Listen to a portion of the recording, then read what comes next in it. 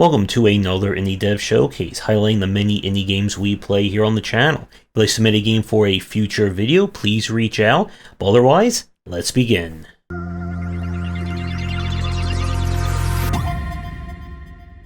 Alright, we are starting things off with Trash Sailors.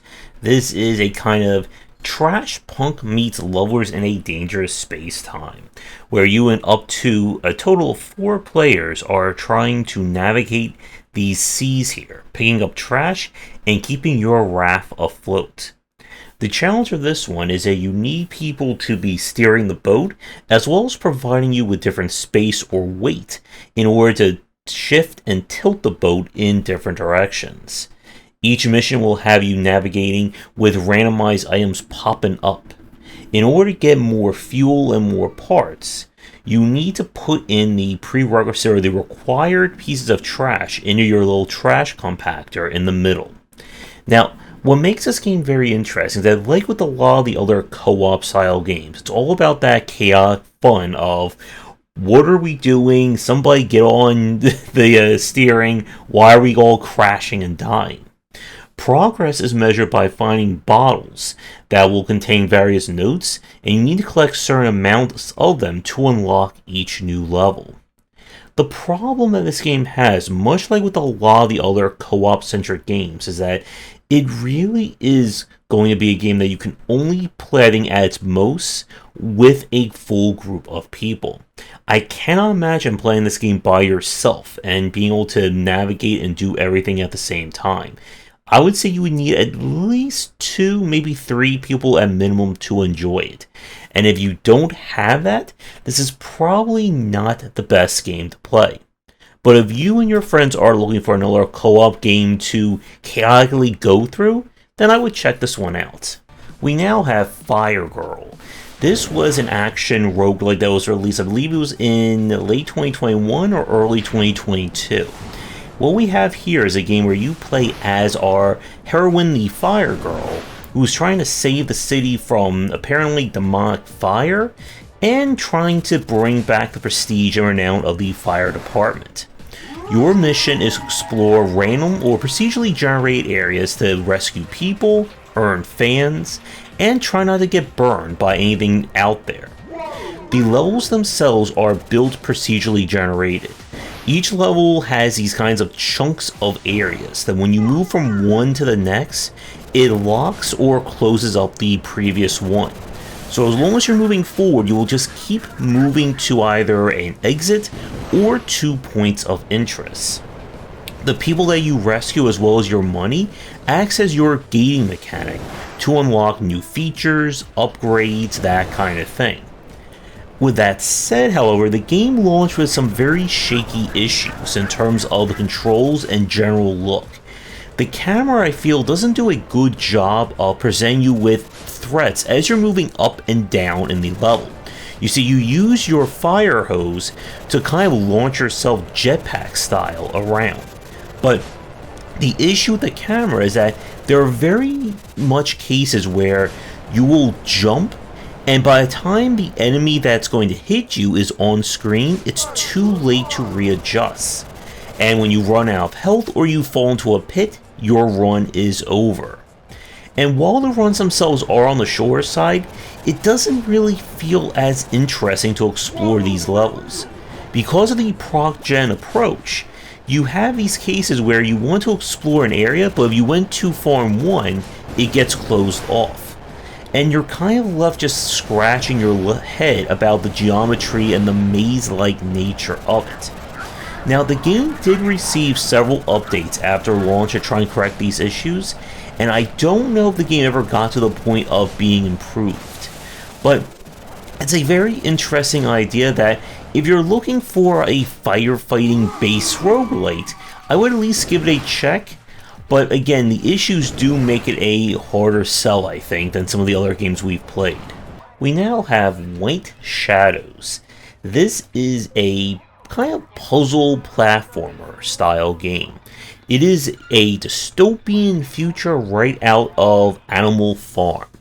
People are wearing different masks. We have a very brutal class system with an obsession over light.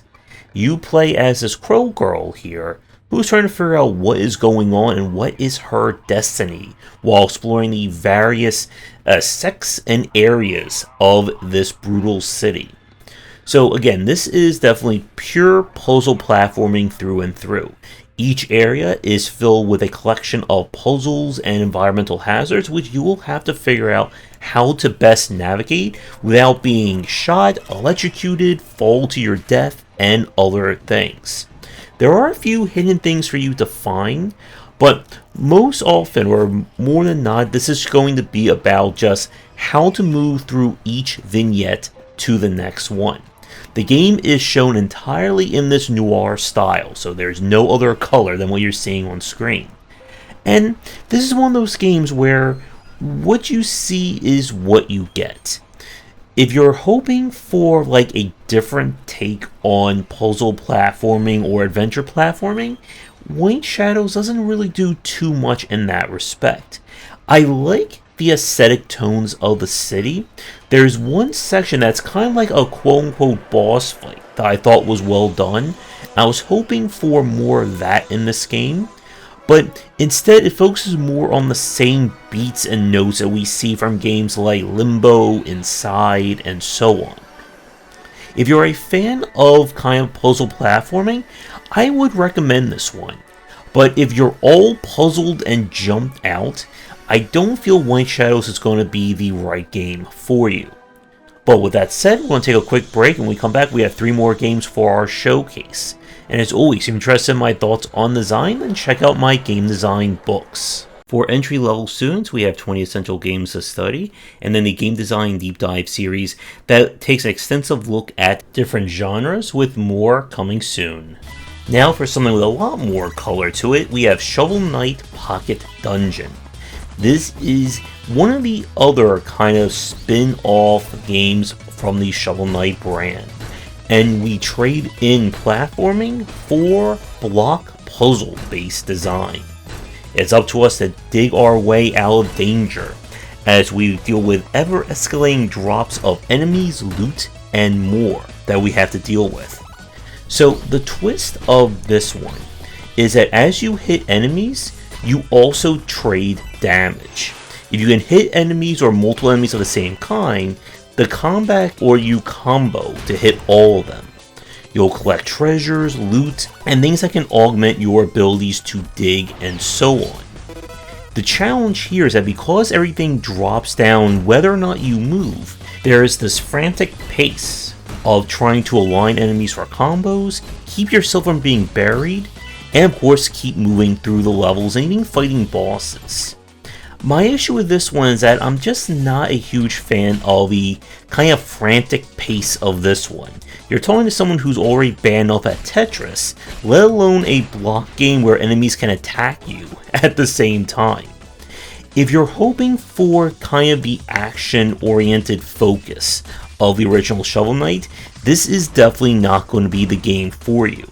But if you do like block puzzle style games, and you're looking for one with a lot more action or frantic nature to them, then I would at least check this one out, as there certainly is a lot of game here for fans.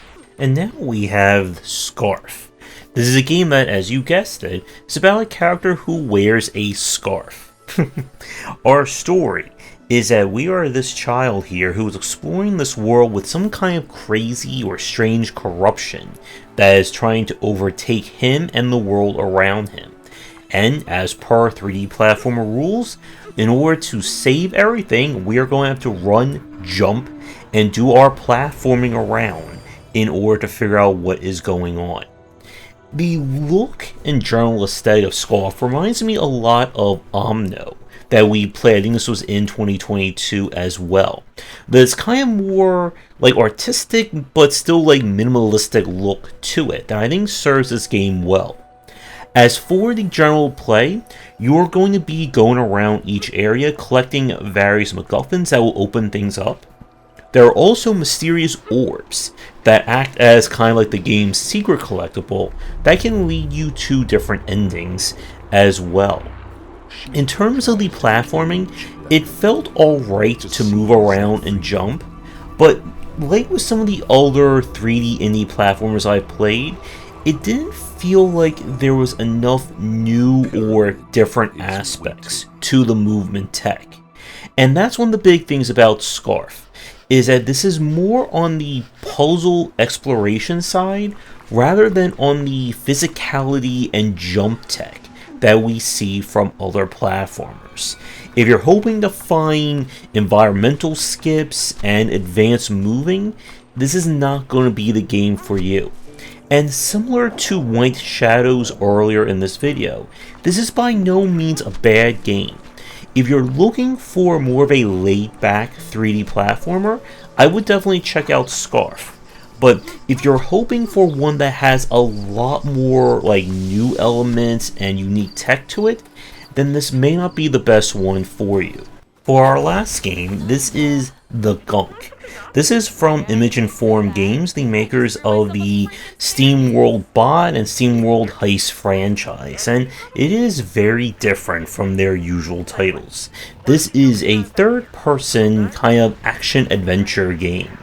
We have landed on a mysterious planet that is full of energy, but unfortunately it's also covered in this mysterious substance known, well, as we call it, the Gunk. And in order to figure out what is going on and perhaps save the day, we're going to clean our way through the environment and collect resources and fight some baddies.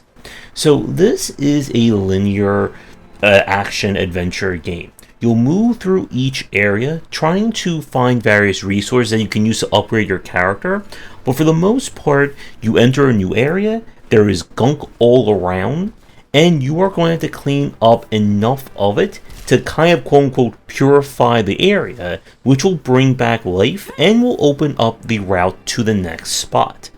Puzzle solving will involve you moving objects around, figuring out how to deal with long-range gunk cleaning, and maybe fight off some baddies. In terms of the combat, this is more on the simplistic side. There are, I believe there's like 2, maybe 3 kind of quote-unquote boss fights total in this game, but nothing that should be considered too challenging for any expert or fan of the genre. While you can kind of go off the beaten path to find more resources, they really aren't required in order to see this game all the way through. Outside of kind of the starter or prerequisite upgrade, they're all quality of life improvements, but they're not going to give you new tech, unlock different routes, that kind of thing. All in all, my main issue that I had with the Gunk was that it just got too repetitive. I did play this one all the way through and beat it on my own, but it never really evolved beyond this initial concept of clean up, move through the area, clean up the next area, rinse and repeat. Some of the puzzle logic could be a little bit tricky if you miss or you're not paying attention to the right cues or things you're supposed to collect, but all in all, this is kind of more on the standard side. I would say that if you're, once again, like some of the other games mentioned in this video, if you're looking for a title that kind of does what it says on the box, the Gunk is, I think, going to be a solid entry. But if you're hoping for a game that goes above and beyond with its concept and its gameplay, then this one may be a little too standard for you, despite the fact that you're sucking up a toxic sentient goo all around the world. I would have loved to have seen this concept in maybe more of a non-linear or open world style game that gives you a bit more agency in terms of what you're doing. But here, with everything being linear, it means that you're really not given any sense of reward or structure to explore, and again, it's just more about move through, do the next beat, rinse and repeat. But with that said, we're going to wrap up our showcase here. Thank you so much for watching. Again, if you'd like to submit a game for a future stream and video, please reach out. Check out our Discord and Patreon, and come back for daily discussions on game design here, and on game wisdom, where some of the art and science of games.